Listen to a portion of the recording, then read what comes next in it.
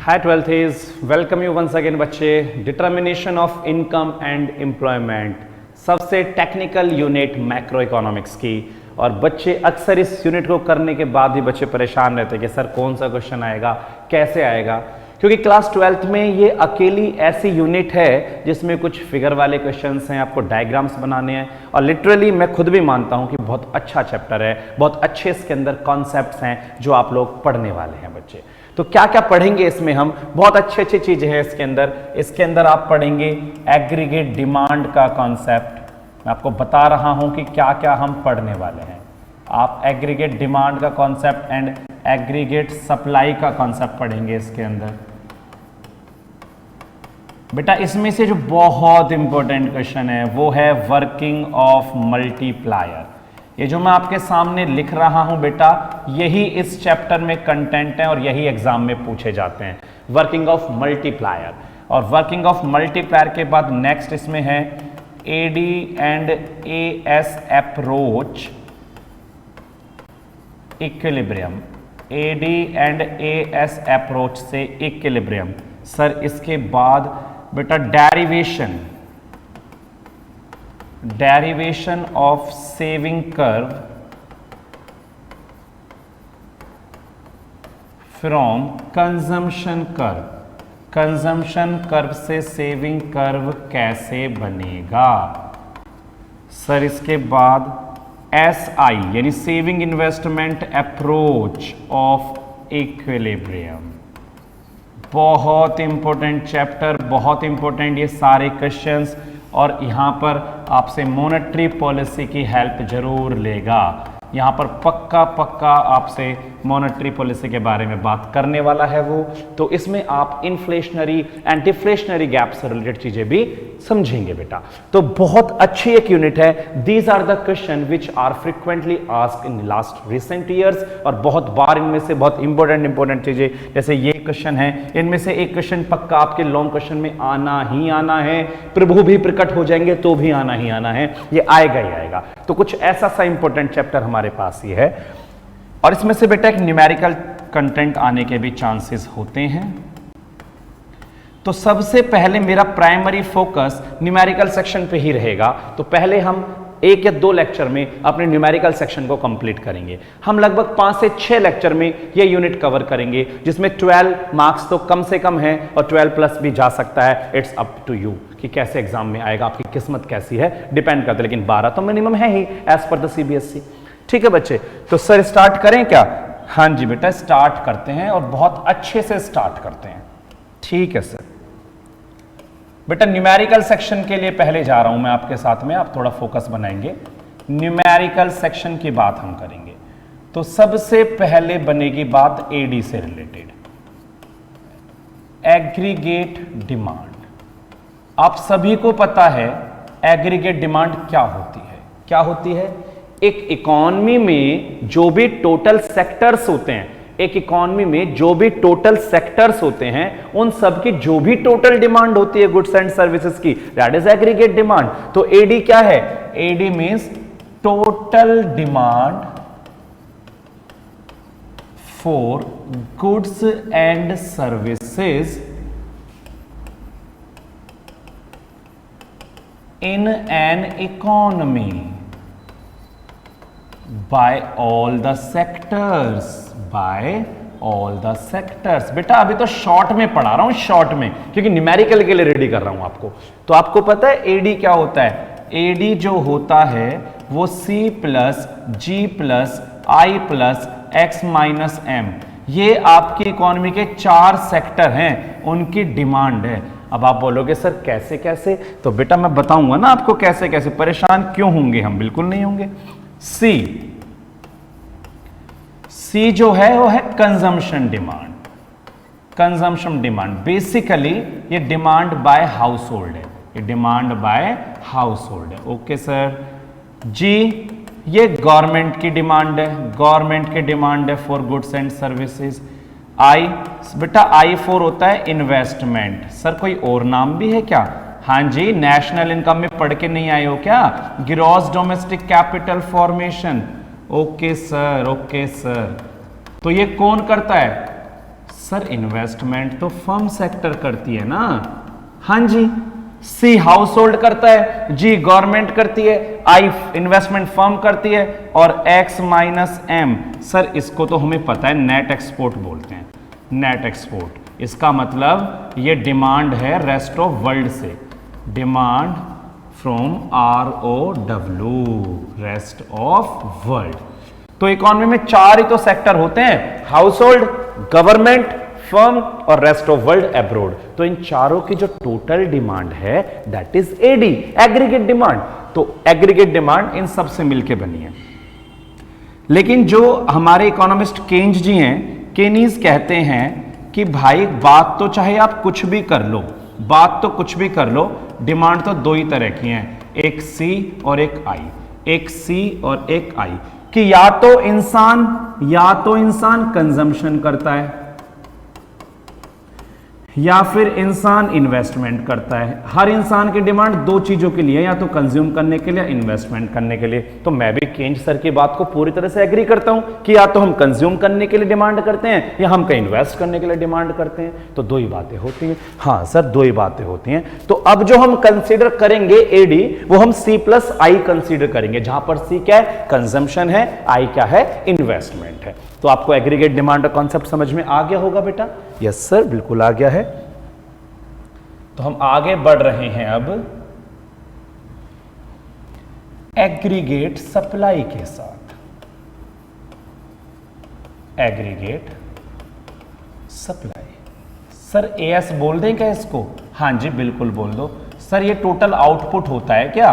Total output, हाँ जी total output यही होता है जो भी सप्लाई है, यानी कि total supply of goods and services.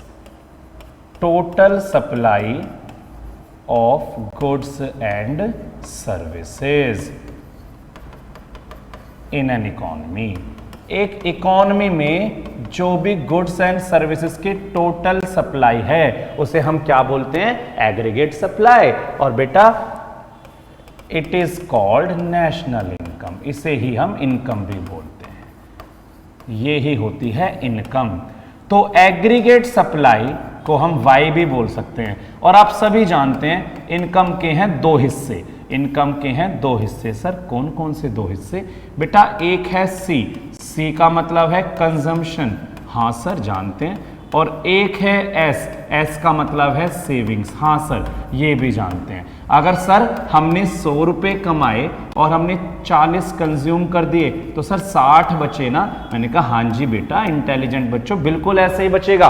तो वाई जो होता है वो सी प्लस एस होता है। इनकम के 2 हिस्से हैं, सी और एस, कंजम्पशन और सेविंग। तो आपने एडी पढ़ा, आपने एएस पढ़ा, आपको समझ में आया होगा।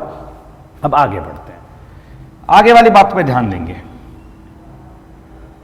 ध्यान से समझना है बेटा, ये अभी न्यूमेरिकल पॉइंट से बता रहा हूं। इक्विलिब्रियम लेवल ऑफ इनकम, आप सभी क्लास 11th पढ़ के आए हैं, बिल्कुल पढ़ के आए हैं। और क्लास 11th में आपको याद होगा आपने इक्विलिब्रियम प्राइस पढ़ा था। सर याद तो है थोड़ा थोड़ा। सर ये वाला था क्या जहां पर डिमांड सप्लाई की इक्वल होती है? हाँ जी बिल्कुल यही था। जिस प्राइस पर डिमांड और सप्लाई दोनों इक्वल होती हैं उसे हम इक्विलिब्रियम प्राइस बोलते हैं। हाँ सर फिर तो पढ़ा था, थोड़ा तो याद आ ही गया है। तो बेटा ये जो इक्विलिब्रियम लेवल ऑफ इनकम है इस पर क्या होता है? इस पर एग्रीगेट डिमांड, इक्विलिब्रियम लेवल पर एग्रीगेट डिमांड इक्वल होती है एग्रीगेट सप्लाई के। एग्रीगेट डिमांड इक्वल होती है एग्रीगेट सप्लाई के। तो सर क्या ऐसे बोला जाए AD इक्वल्स टू AS? मैंने कहा हाँ बिल्कुल ऐसे ही बोला जाएगा, AD इक्वल्स टू AS। तो सर AD तो C प्लस I होता है ना? मैंने कहा होता है। और sir AS C plus S होता है? मैंने कहा ये भी होता है। आप कहोगे सर C से C तो कट गया, मैंने कहा कट गया। तो फिर I किसके इक्वल बचा? S के। यानी इन्वेस्टमेंट और सेविंग इक्वल होती हैं कहां पर? इक्विलिब्रियम लेवल पर। ओहो सर इतने दिनों से पढ़ रहे थे, समझ में नहीं आ रही थी ये बात, आज समझ में आ गई क्यों होती है। बस इसीलिए होती है बेटा क्योंकि AD आपने C प्लस I पढ़ा और AS C प्लस S पढ़ा। वैसे भी you are much practical student, इंसान इन्वेस्ट क्या करता है? जो वो सेव करता है। सेव करेगा तो इन्वेस्टमेंट करेगा, इक्विलिब्रियम पर सेविंग इन्वेस्टमेंट के इक्वल रहेंगी। सर ये बातें हमें बहुत अच्छे से समझ में आ गई हैं। अब हम आगे बढ़ें बच्चे, आगे बढ़ते हैं, ठीक है। अब जो मैं आपको पढ़ाऊंगा बहुत ध्यान से समझने का प्रयास करेंगे बेटा। साथ साथ लिखते रहेंगे तो भी बेटर है, आपको समझ में चीजें बढ़िया आएंगी। मैं आपको पढ़ा रहा हूं कंजम्पशन फंक्शन और साथ में पढ़ा रहा हूं सेविंग फंक्शन। कंजम्पशन फंक्शन और सेविंग फंक्शन दोनों पे बात करूंगा आपके साथ। आप मुझे एक छोटी सी बात बताइए, आपका जो कंजम्पशन है वो किस बात पे डिपेंड करता है? सोचो सोचो सोचो। सर इनकम पे डिपेंड करता है। मैंने कहा कैसे? सर ज्यादा इनकम आएगी तो ज्यादा खर्चा करेंगे, ज्यादा कंज्यूम करेंगे, कम इनकम आएगी तो कम कंज्यूम करेंगे। मैंने कहा बिल्कुल सही बात है। ऐसे ही सेविंग भी हो गई, इनकम ज्यादा सेविंग ज्यादा, इनकम कम सेविंग कम। हाँ सर बात तो ठीक है, बात तो ठीक है। तो कंजम्पशन जब इनकम पे डिपेंड करता है तो इसका मतलब वो इनकम का फंक्शन है। इकोनॉमिक्स में डिपेंडेंसी मतलब फंक्शन। तो ध्यान देंगे, consumption depends upon income. Consumption किस पर डिपेंड करता है? इनकम पर। So functional relation between consumption and income is consumption function। Okay sir समझ में आ गई है बात। तो फिर तो मैं ऐसे बोल दूं C equals to function of y। जी सर बोल दो। C क्या है? सर C तो कंजम्पशन है। F क्या है? F फंक्शन है। और y क्या है बेटा? सर y इनकम है। ओके y इनकम है। तो बात आपको समझ में आ गई है? सर आ तो गई है बेटा। ये दो तरह का होता है, बिल्कुल फोकस बना के। ये दो तरह का होता है। सर कैसे कैसे होता है? एक तो होता है APC, average propensity to consume, और एक होता है MPC, मार्जिनल। ओहो सर इको का मार्जिनल वर्ड तो पीछा ही नहीं छोड़ रहा है 11th से। Marginal propensity to consume. तो बेटा APC क्या है? APC है C अपॉन वाई। क्या होता है? C upon Y. यानी सिंपली वेट अ व्हाइल,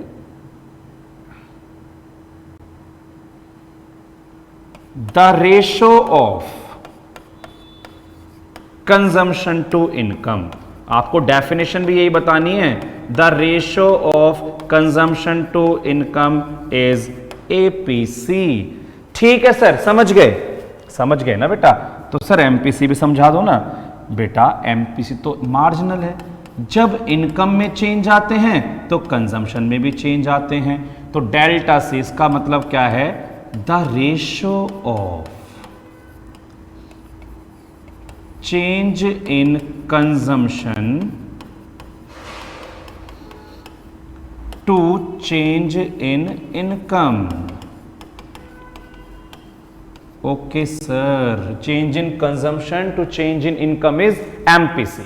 अब हम बात कर रहे हैं सेविंग फंक्शन की। जैसे बच्चे कंजम्पशन डिपेंड था इनकम पर, सेविंग भी तो सिमिलरली इनकम पे डिपेंड करती है। तो सेविंग क्या है? सेविंग भी इनकम पर डिपेंड है। तो saving is the function of income.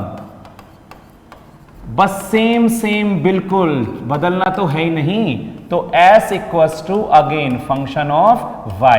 बस आप समझदार हो ही। S क्या है? सर सेविंग्स है।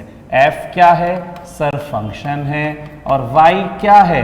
Y आपकी इनकम है। सब चीजें बेटा वही है, बिल्कुल चेंज नहीं किया गया है। C की जगह बस S हो गया है। तो सर क्या ये भी दो तरह का होता है? हाँ जी बिल्कुल दो ही तरह का होता है। वेट अ व्हाइल, कहां जा रहे हैं आप?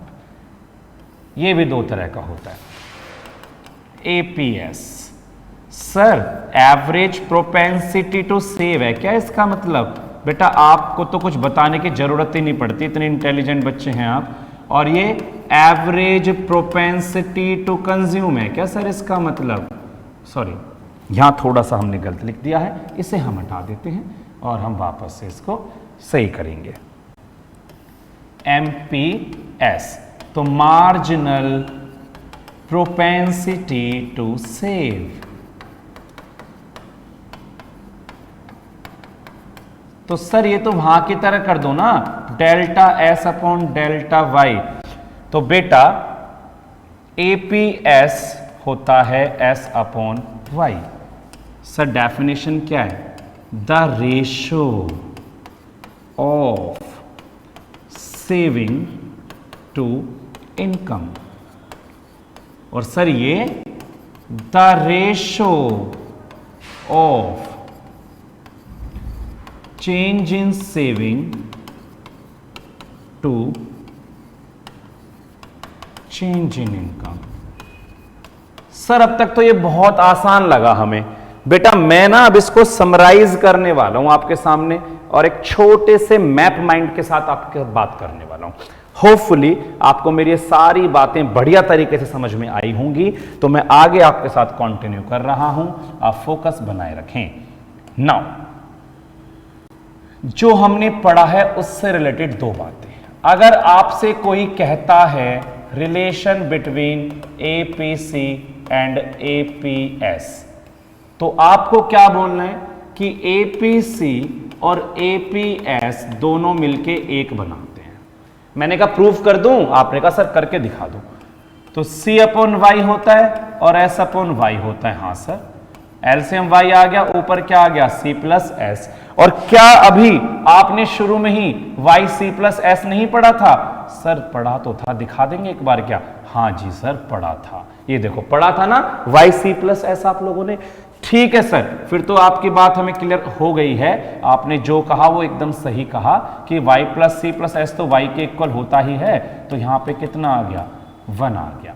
तो प्यारे बच्चों, similarly relation between MPC and MPS भी मैं कह दूं। सर क्या ये भी एक बनाते हैं? हाँ जी, ये बिल्कुल एक बनाते हैं, क्योंकि MPC delta C upon delta Y है और MPS delta S upon delta Y है। तो LCM डेल्टा वाई है, तो ऊपर delta C upon delta S, फिर से delta Y upon delta Y. Sir इतना आसान है क्या ये चैप्टर? बेटा आसान इसलिए है क्योंकि आप इंटेलिजेंट हो। चैप्टर तो आसान नहीं है, बच्चे इसी को कहते हैं सर समझ में नहीं आता, बाउंसर चला जाता है ऊपर से। लेकिन आप इंटेलिजेंट बच्चे, तो आपके लिए तो सभी आसान है, आपको कोई टेंशन है ही नहीं किसी टॉपिक में। तो अब तक जो पढ़ा उसकी एक छोटी सी समरी आपके साथ में बताऊंगा, ध्यान देंगे उस पर। आपने पढ़ा इक्विलिब्रियम पर ADAS के इक्वल होता है और SI के इक्वल होता है। यस और नो? मैंने सुन लिया, आपने यस से बोला है। आपने पढ़ा AD जो होता है वो C प्लस आई होता है और AS जिसे हम Y बोलते हैं वो C प्लस एस होता है। Yes yes. आपने पढ़ा APC C अपॉन वाई होता है और APS S अपॉन वाई होता है। आपने पढ़ा MPC delta C upon delta Y होता है और MPS delta S upon delta Y. आपने ये भी पढ़ा कि APC APS मिलके एक बनाते हैं। तो फिर तो मैं दो बातें यहां से कर दूं, APS 1 माइनस APC होता होगा और APC 1 माइनस APS होता होगा। इधर चला जाएगा बेटा। जी सर।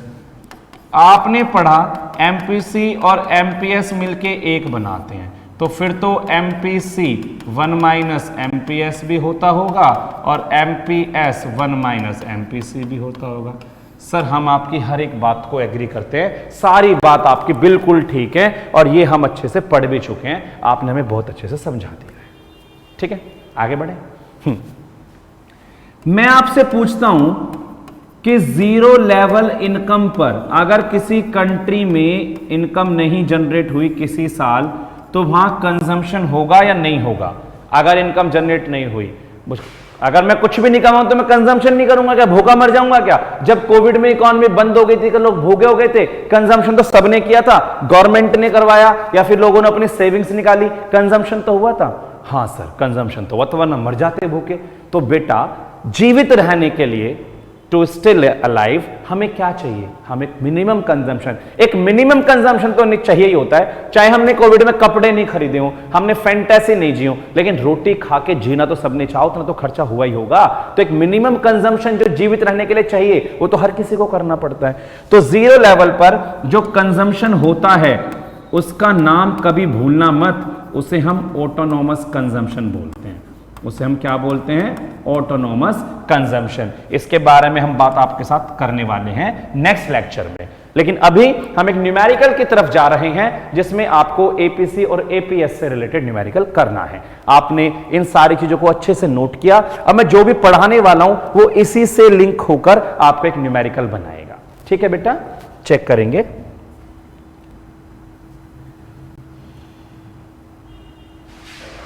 लीजिए,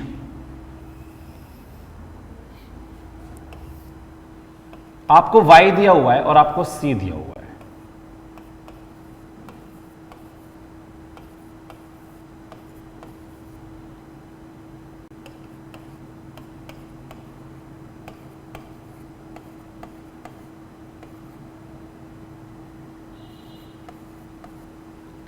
ठीक है, आपको y दिया है और आपको c दिया है, और आपको पूछी गई हैं 4 चीजें कैलकुलेट करने के लिए। आपसे बोला है एपीसी बताओ, आपसे बोला है एपीएस बताओ, आपसे बोला है एमपीसी बताओ, आपसे बोला है एमपीएस। बेटा बहुत लंबी क्लास नहीं जाने वाली है, 5 मिनट मैक्सिमम हमारी क्लास और बचती है, और 5 मिनट हम इस न्यूमेरिकल को अच्छे से समझकर आगे इसको प्रोसीड अगली क्लास में करेंगे। तो आप मेरे साथ साथ फोकस करेंगे चीजों पर। सर आपने हमें बताया था कि एपीसी सी अपॉन वाई होता है। बेटा मैंने ऐसा ही बताया था। और एपीएस एस अपॉन वाई होता है, ये भी सही था। MPC delta C upon delta Y और MPS delta S upon delta Y, जो कि अभी जस्ट लास्ट स्क्रीन पे लिखा हुआ था ना ऐसा? ठीक है सर ये खाली क्यों छोड़ा? बेटा ये अगर आप चाहो तो एस यूज कर लो, सेविंग चाहो तो। मैं तो बिना एस के भी क्वेश्चन कर दूंगा पूरा, आप भी कर दोगे, मैं बताऊंगा जब, लेकिन मैं फिर भी बता रहा हूं आपको, एस की हेल्प से भी कर सकते थे। सर एस तो वाई में से सी निकाल के बनता है ना, अगर हम इनकम में से कंजम्पशन निकाल दे तो ऐसे तो बचता है। सर आपकी इनकम 0 है और आप 40 रुपए खर्च कर रहे हैं, तो एस तो -40 हो गया। मैंने कहा हो गया। आप 100 रुपए कमा रहे हैं, 120 खर्च कर रहे हैं, -20 हो गया। 200 कमा रहे हैं, 200 खर्च कर रहे हैं, 0 हो गया। 300 कमा रहे हैं, 240 खर्च कर रहे हैं, 60 हो गया। और अगर 400 कमा रहे हैं, 280 खर्च कर रहे हैं तो 120 हो गया। एस में आपको दिक्कत नहीं होनी चाहिए। अब मैंने आपको एपीसी क्या पढ़ाया? सर सी अपॉन वाई पढ़ाया। तो अब जरा ध्यान से समझेंगे, सी अपॉन वाई पढ़ाया तो यहां पे तो बेटा 0 या डैश ही छोड़ देना, डैश या इंफिनिटी होता है यहां पर, क्योंकि सी अपॉन वाई 40 अपॉन 0, इंफिनिटी या डैश कुछ भी छोड़ देना, 0 मत लिखना, बस डैश या इंफिनिटी के मार्क्स से। एपीसी फिर 120 अपॉन 100 भाई, सी है 120 और ये है 100, तो एपीसी आ गया 1.2।